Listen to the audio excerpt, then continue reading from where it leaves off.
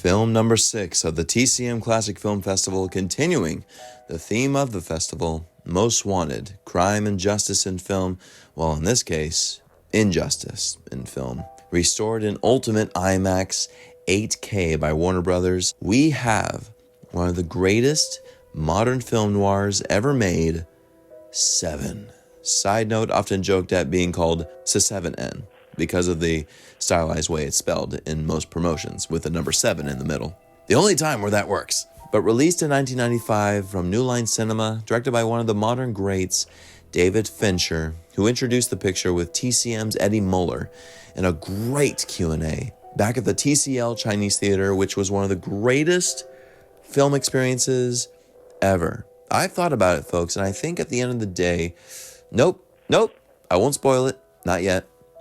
Screenwriter Andrew Kevin Walker was also in attendance, which was phenomenal. You know, just stars coming to great films all the time, no big deal. I have always wanted to experience this film on the big screen, and there was nothing better than seeing this sick, demented, brutal, hard film noir in this iconic theater and in IMAX.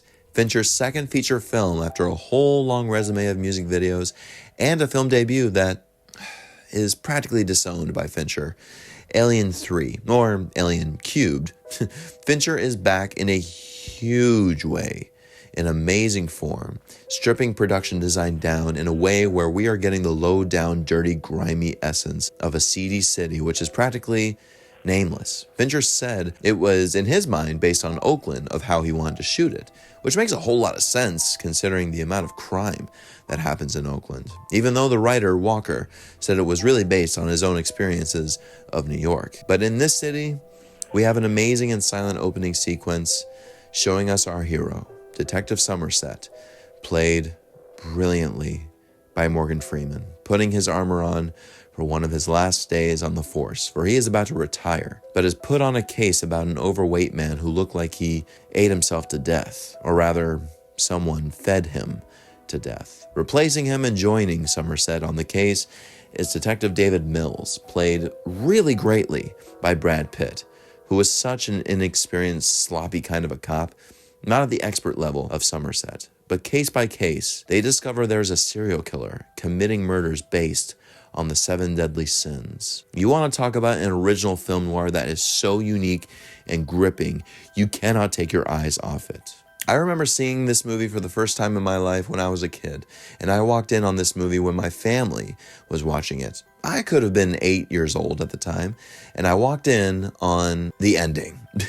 The famous, iconic, one of the greatest twist endings in all of film, and I had no idea what was going on. The gravity of the context was not comprehended at my age, obviously, but I was absolutely captivated. It was only a handful of years later where I did see this movie from beginning to end, and I was utterly blown away by its weight, by its masterful artistry, where I said to myself, this rivals even a whole lot of film noirs from the 50s. Experiencing the murder mystery on the big screen this time alongside Detectives Somerset and Mills was even more exciting with how enhanced the restoration was. David Fincher's title sequence is one of the greatest opening title sequences ever made, with the remix of 9 Inch Nails' Closer, which would spawn a future collaboration between Fincher and Trent Reznor that is epic. The chemistry between Pitt and Freeman is something to take notes on for anyone acting for a living. How they play off each other works so stinking well, given to each other's energies and maturity. Like the scene where Mills invites Somerset to his newly moved in apartment for dinner, and to meet Mills' wife, played, oh my god, it's just endearingly by Gwyneth Paltrow. One of her better performances. The studios weren't really supporting the casting choice of Paltrow, but Pitt was very impressed when he saw her audition for Legends of the Fall, and the fact that they were dating. Thank God, because she is the positive soul of this film. She is so sweet and so touching, and with her limited screen time, she has the audience in her tender palm, especially when she meets Somerset for coffee to tell him she's pregnant, and she doesn't know if she wants it, given to the brutality that they live around. It's such a sweet and heartbreaking scene where Freeman gives the right amount of empathy and tenderness, which he knows he shouldn't get too close, because within this job, it's hard to. Each crime scene just gets creepier and creepier. By the time we get to Sloth with all the air fresheners, that little jump scare just works every time, where John C. McGinley, hey buddy, is just creeping up right next to the dead body with his flashlight saying, "You got what you deserved." And then cough. The whole scene is shook. The whole crowd is shaken in the audience. It's amazing. It works every time. I love the chase scene Mills has with John Doe, the killer, which Pitt insisted on doing his own stunts, which got him hurt, actually. But he made it through okay, because he's Brad frickin' Pitt, come on. But okay, we're getting into spoilers, so if you haven't seen it, folks, you have been warned. The last 25 minutes of this film, holy shit. When John Doe turns himself in, Detective Kevin Spacey as John Doe, was at the time when I first saw it, one of the greatest surprises, because when I saw it all the way through finally, I've already seen The Usual Suspects, LA Confidential, and A Time to Kill, plus I knew his voice from A Bug's Life. That's how long it took. Yes, the actions of Kevin Spacey the person. No thank you. I did see that docuseries, Spacey Unmasked. Horrible. Absolutely horrible. But Kevin Spacey, the actor, he always was incredible. And he's just as masterful here as the killer, with one of the greatest elaborate masterpiece plans. The car ride scene leading up to the remote location features some of the best dialogue. So I wasn't exactly sure why Freeman and Pitt were against it, but we really see Doe's mindset and contempt for the human race within the city. But the finale at the remote location, I get goosebumps just thinking about it. How the tension is building and building and building. When the delivery truck comes, what the hell is going on? Somerset stops the driver. The driver has a package for Mills. What the hell? He leaves the package on the ground. The driver is getting out of Dodge. Somerset opens the box. I'm going to open it. That isn't what I think it is. Oh shit. John Doe has the upper hand. Somerset running back to Mills. Mills' gun on John Doe, as Doe is describing Mills' wife. How he tried to play husband. It didn't work out. So I took a souvenir. Her pretty head. And that famous line, "What's in the box? What's in the fucking box?" Give me the gun, David. This scene. Folks, if you've seen it, you know.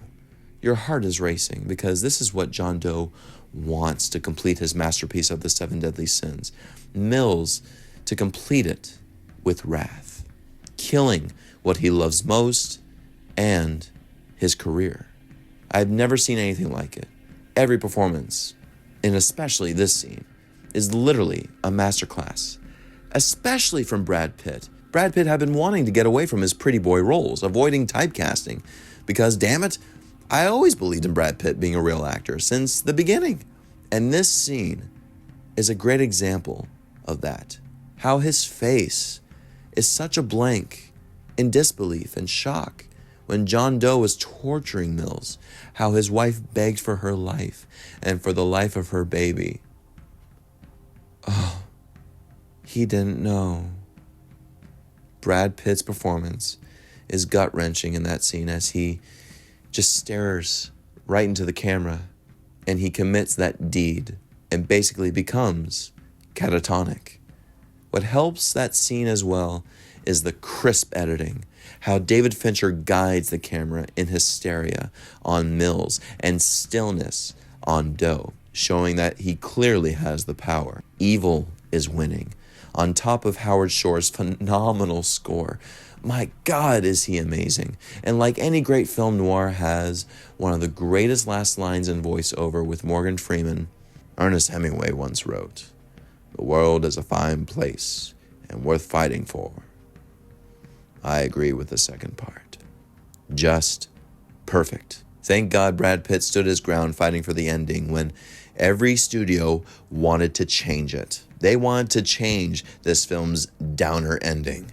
And I'm like, ladies and gentlemen, you have no idea how much this is going to wreck with people's hearts and souls, creatively and emotionally. When this film was released, it got mostly positive reviews, resulting in only one Oscar nomination for Best Editing, which is rightfully deserved, but has been often compared to other films of that genre at the time, like The Usual Suspects and The Silence of the Lambs, which, how can you blame them? But the buzz increased over time with a great amount of popularity, becoming the 7th highest grossing film of that year, number 19 on IMDb's top 250 list, leaving a legacy of films that have been so influenced by this masterpiece, like the Saw franchise, even Matt Reeves' The Batman, and dedicated by Brad Pitt as one of the most perfect films he's ever worked on, and I agree heavily with that assessment. This is one of my favorite films of all time, and it still inspires hundreds of modern noirs to this day. So many noirs that try their best to copy after this film. I clearly state, folks, this is a masterpiece. And on that note, I give 7 an A+. I think that's the first film on this channel to receive the highest honor of an A+, and I'd give it again, for I look at this film as a huge source of inspiration for creating deep and impactful art. But you tell me, friends, what do you think of 7? Share in the comments below. Like, share. Thank you all so much for watching, especially this film festival marathon, and stay tuned for more to come. In the meantime, stay safe out there, my friends.